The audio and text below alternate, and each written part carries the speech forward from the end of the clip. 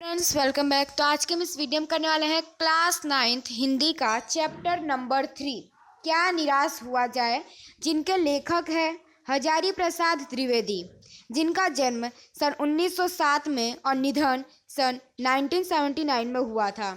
आचार्य हरिप्रसाद त्रिवेदी का जन्म बलिया जिले के दुबे का छपरा नामक गांव में हुआ था। पारिवारिक परंपरा के अनुसार संस्कृति का अध्ययन शुरू करके उन्होंने हिंदू काशी विश्वविद्यालय में ज्योतिषाचार्य की परीक्षा उत्तीर्ण की। गुरुदेव रविंद्रनाथ के आश्रम में 1940 से 1950 तक हिंदी भवन के निर्देशक रहे। तत्पश्चात काशी हिंदू विश्वविद्यालय वाराणसी एवं पंजाब विश्वविद्यालय चंडीगढ़ में हिंदी विभाग के प्रोफेसर तथा अध्यक्ष पद पर कार्य किया।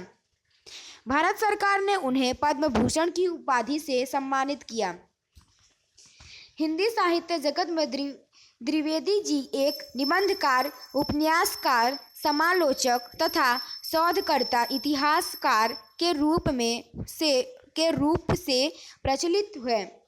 अशोक के फूल, विचार प्रवाह, कुटुज, कल्पलता आदि निबंध संग्रह, बाणभट्ट की आत्मकथा, पुनर्नवा, चारुचंद्र लेख, अनाम दास की पौधा, उपन्यास तथा कबीर, सूरदास, हिंदी साहित्य का आदिकाल, साहित्य सचहार, हिंदी साहित्य अद्भव और विकास आदि आलोचन तथा इतिहास ग्रंथ है। प्रस्तुत निबंध में द्विवेदी जी ने यह समझाया है कि तत्कालीन भारतीय समाज में व्याप्त अनाचार केवल बाहरी स्तर पर है। वास्तव में आज भी लोगों में मानवीय मूल्यों के प्रति आस्था कायम है। अपने जीवन में घटित कुछ घटनाओं के द्वारा बताया है कि हमें निराश होना नहीं चाहिए, अपितु हमें जीवन के प्रति आस्थावान बने रहना चाहिए।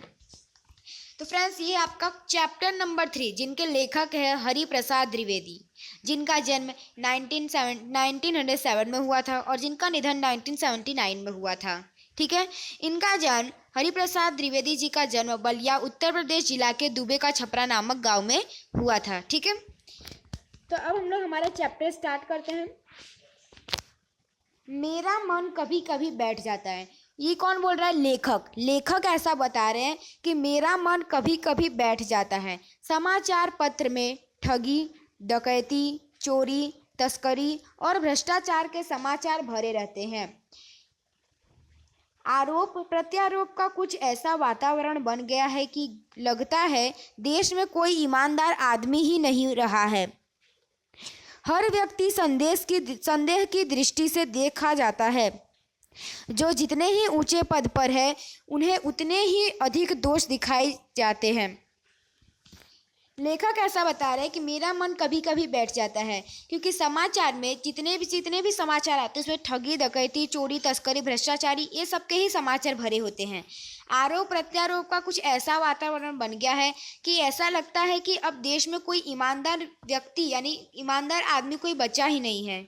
हर व्यक्ति जो ऊंचे के ऊंचे यानी जो ऊंचे पद पर है उसमें दोष यानी कि उसमें ज़्यादा से ज़्यादा दोष दिखाए जाते हैं, उनमें उनके गुण नहीं दिखाए जाते, उनमें ज़्यादा से ज़्यादा बढ़ा चढ़ा कर उनके दोष दिखाए जाते हैं। हर व्यक्ति को संदेह की दृष्टि से देखा जाता है। सेकंड पैराग्राफ, एक बहुत बड़े आदमी ने मुझसे एक बार कहा था कि इस समय सुखी वही है जो कुछ नहीं करता, जो कुछ भी करेगा उसमें लोग दोष खोजने लगेंगे, उसके सारे गुण भुला दिए जाएंगे और दोषों को बढ़ा चढ़ाकर दिखाया जाने लगेगा। दोष किसमें नहीं होता, यही कारण है कि हर आदमी दोषी अधिक दिख रहा है, गुणी कम या बिल्कुल ही नहीं। स्थिति अगर ऐसी है तो निश्चय ही चिंता का विषय है। सेकंड पैराग्राफ में आपको ऐसा बोला जा रहा है कि एक लेखक से एक आदमी आकर कहता है कि सुखी वही है, यानी सुखी वही है जो कुछ भी नहीं करता है, जो कुछ भी करेगा उसमें लोग क्या करेंगे, दोष खोजना स्टार्ट कर देंगे और उसका जितने भी गुण है उसको भूल जाएंगे, उसमें जितने भी दोष है उसको बढ़ा चढ़ाकर दिखाने लगेंगे। और दोष किसमें नहीं होता है। यही कारण है कि हर आदमी ज़्यादा से ज़्यादा दोषी दिख रहा है और गुणी कम या फिर बिल्कुल ही गुणी नहीं दिख रहा है। अगर स्थिति ऐसी ही रही तो पक्का यह विषय चिंता वाली बात है। क्या यही भारतवर्ष है जिसका सपना तिलक और गांधी ने देखा था। यहाँ पे लेखक ऐसा बोल रहे हैं कि क्या ये वही भारतवर्ष है जिसका सपना तिलक और गांधी जी ने देखा था। रविंद्रनाथ ठाकुर और मनमोहन मालवीय का महान संस्कृत सभ्य भारतवर्ष किसी अतीत के गह्वर में डूब गया है। आर्य और द्रविड़, हिंदू और मुसलमान, यूरोपीय और भारतीय आदर्शों की मिलन भूमि महामानव समुद्र क्या सूख गया है। मेरा मन कहता है ऐसा हो नहीं सकता। हमारे महान मनीषियों के सपनों का भारत है और रहेगा। तीसरे पैराग्राफ में बताया जा रहा है कि क्या ये वही भारत है जिसका सपना तिलक और गांधी जी ने देखा था। रविंद्रनाथ ठाकुर मदन मोहन मालवीय का महान संस्कृत सभ्य भारतवर्ष किसी अतीत के गहरे समुद्र में डूब गया है। आर्य द्रविड़, हिंदू और मुसलमान, यूरोपीय और भारतीय के आदर्श का मिलन भूमि क्या महामानव समुद्र में सूख गया है। मेरा मन यानी लेखक का मन ऐसा कहता है कि ऐसा नहीं हो सकता। उनका हमारे महान मनीषिया के सपनों का भारत है और ये हमेशा रहेगा।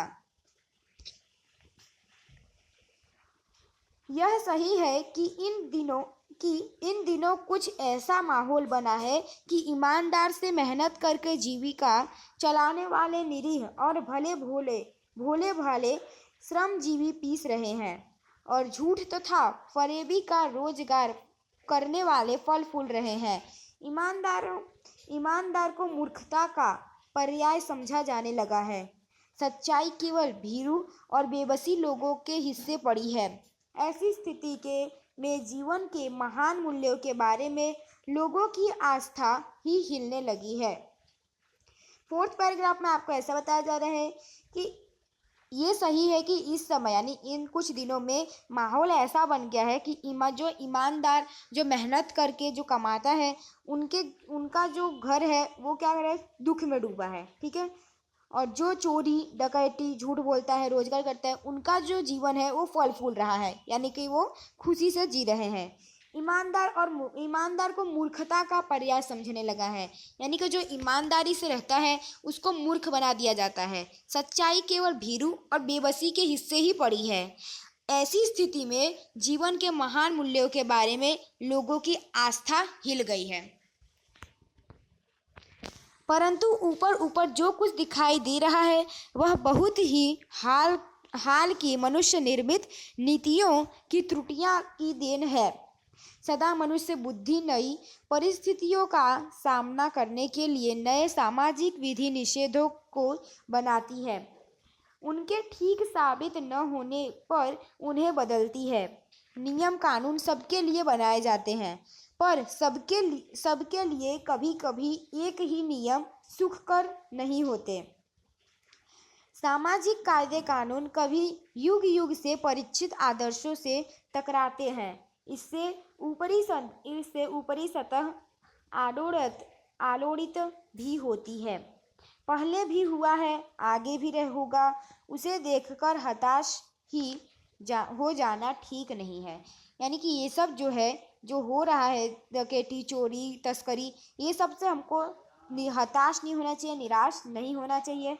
भारतवर्ष ने कभी भी भौतिक वस्तुओं के संग्रह को बहुत अधिक महत्व नहीं दिया है। यानी भारतवर्ष ने कभी भी भौतिक वस्तुओं को कभी भी उसने ज़्यादा से ज़्यादा उसने महत्व नहीं दिया है। उसकी दृष्टि से मनुष्य के भीतर जो महान आंतरिक तत्व स्थिर भाव से बैठा हुआ है वही चरम और परम है। यानी कि भारतवर्ष के दृष्टि में मनुष्य यानी हर इंसान के भीतर जो महान आंतरिक तत्व स्थिर है वही उस भाव वहाँ पे बैठा हुआ है और वही सबसे ऊपर है, सबसे परम है। लोभ मोह काम क्रोध आदि विकार मनुष्य के स्वाभाविक रूप से विद्यमान रहते हैं। वह उन्हें प्रधान शक्ति मान लेना और अपने मन तथा बुद्धि को उन्हीं के इशारे पर छोड़ देना बहुत निकृष्ट आचरण है। भारतवर्ष ने कभी भी उन्हें उचित नहीं माना है। उन्हें सदा संयम से के बंधन से बांधकर रखने का प्रयत्न किया है, परंतु भूख की उपेक्षा नहीं की जा सकती। बीमार के लिए दवा की उपेक्षा नहीं की जा सकती। गुमराह को ठीक रास्ते पर ले जाने के लिए उपायों की उपेक्षा नहीं की जा सकती। अभी यहाँ पे आपको क्या बोल रहे हैं कि जो मनुष्य जिनका जो लोभ, मोह, काम, क्रोध ये सब करते हैं, विकार मनुष्य के स्वाभाविक रूप से विद्यमान रहते हैं। उनके प्रधान शक्ति मान लेना, उस चीज को प्रधान शक्ति यानी कि अपना शक्ति बना लेना, वो गलत है। हुआ यह है कि इस देश में कोटि कोटि दरिद्र जनों की हीन अवस्था को दूर करने के लिए ऐसे अनेक कायदे कानून बनाए गए हैं।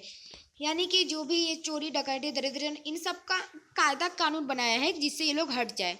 जो कृषि उद्योग, वाणिज्य, शिक्षा और स्वास्थ्य की स्थिति को अधिक उन्नत और सुचारू बनाने के लक्ष्य से प्रेरित है, परंतु जिन लोगों को इन कार्यों में लगना है उनका मन हर समय पवित्र नहीं होता। प्रायः वे ही लक्ष्य को भूल जाते हैं और अपनी ही सुख सुविधा की ओर ज़्यादा ध्यान देने लगते हैं। अभी जो कृषि उद्योग यानी कि किसान फसलें जो उगाते हैं, वाणिज्य, शिक्षा यानी शिक्षक, स्वास्थ्य को डॉक्टर, ये सब जो है जिनको बनना चाहिए वो नहीं बन पाते। और बाद में क्या होता है, समय पवित्र नहीं होता है, यानी कि उनका जो समय है, उनका जो मन है वो हर समय पवित्र नहीं होता। ठीक है, उनका मन हर समय पवित्र नहीं होता और वो अपने लक्ष्य को भूल जाते हैं और वो दूसरों की सुख सुविधा के बदले अपनी ही खुद की सुख सुविधा को ज़्यादा ध्यान देने लगते हैं, यानी कि दूसरों से पहले अपना ही भला सोचने लगते हैं। व्यक्ति चित्त सब समय आदर्शों द्वारा चालित नहीं होता।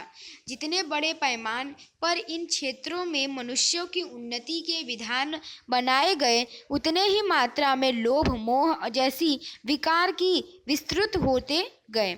लक्ष्य की बात भूल गए, आदर्शों को मजाक का विषय बनाया गया और संयम को दकियानूसी मान लिया गया। भाई यहाँ पे क्या बताया जा रहा है, यहाँ पे आपको बताया जा रहा है कि जो लोग हैं, समय आदर्शों द्वारा चलित होता है। जो जितने ही बड़े पैमाने में, यानी जो जितने ही ऊंचे पद पर है, उनमें उतनी ही दोष है, उतने ही उनमें दोष पाए जाते हैं। वो उतनी ही मात्रा में लोभी होते हैं, वो उतनी ही मात्रा में मोह जैसी विकार की स्रोत होने लगती है। और फिर जब उनमें लोभ आ जाता है तो वो अपने लक्ष्य को भूल जाते हैं और वो हम अपने आदर्शों को मजाक का विषय बना लेते हैं। संयम को दकियानूसी मान लिया जाता है, यानी जो व्यक्ति संयम रखता है उसको दकियानूसी मान लिया जाता है। दकियानूसी मतलब होता है पुराने ख्याल वाला, यानी कि जो शांत रहता है, संयम रखते हैं अपने दिमाग पर, उसको क्या करते हैं, दकियानूसी मान लेते हैं, यानी कि जो पुराने ख्याल में रहता है उसको मान लेते हैं। परिणाम चाहे जो होना था वह हो रहा है। अब आप क्या बोल रहे हैं कि परिणाम जो होना था वो तो हो ही रहा है। यह कुछ थोड़े से लोगों के बढ़ते हुए लोभ का नतीजा है, यानी जो थोड़े बहुत जो लोग हैं, जो लोभ करते हैं, जो लालच करते हैं, ये उन्हीं का नतीजा है। परंतु इससे भारतवर्ष के पुराने आदर्श और भी अधिक स्पष्ट रूप से महान और उपयोगी दिखाई देने लगे हैं। भारतवर्ष सदा कानून को धर्म के रूप में देखता आ रहा है। हमारा जो भारत है, हमारा भारतवर्ष कानून को हमेशा धर्म के रूप में देखता है। हमारा भारतवर्ष हमेशा कानून को धर्म के रूप में देखता आ रहा है। आज एकाएक कानून और धर्म में अंतर कर दिया गया है। और आज क्या कर रहे हैं, आज के लोग ऐसा कर रहे हैं, कानून और धर्म दोनों में अंतर कर रहे हैं। धर्म को धोखा नहीं दिया जा सकता, कानून को दिया जा सकता है। यानी कि आज के जो लोग हैं वो लोग क्या कर रहे हैं, धर्म को धोखा दे सकते, आज के लोग ऐसा कर रहे हैं कि धर्म को धोखा नहीं दे सकते लेकिन कानून को धोखा दे सकते हैं। यही कारण है कि लोग धर्म भीरू हैं। वे कानून की त्रुटियां से लाभ उठाने में संकोच नहीं करते, यानी कि वो कानून की गलतियां निकालने में जरा सा भी संकोच नहीं करते हैं। अब आता है किस बात से पर्याप्त प्रमाण खोजे जा सकते हैं। यहाँ से हम लोग नेक्स्ट पार्ट में करने वाले हैं। अगर आपको हमारा वीडियो पसंद है तो इसे लाइक कीजिए, सब्सक्राइब कीजिए, शेयर कीजिए। पार्ट 1 यहाँ पे आप लोग का खत्म होता है। पार्ट 2 में हम लोग करेंगे इस बात से पर्याप्त। ठीक है, तो यहाँ पे आपका लेक्चर खत्म होता है। वीडियो अच्छा लगा लाइक कीजिए, सब्सक्राइब कीजिए, शेयर कीजिए। मिलते हैं। जय हिंद, जय भारत।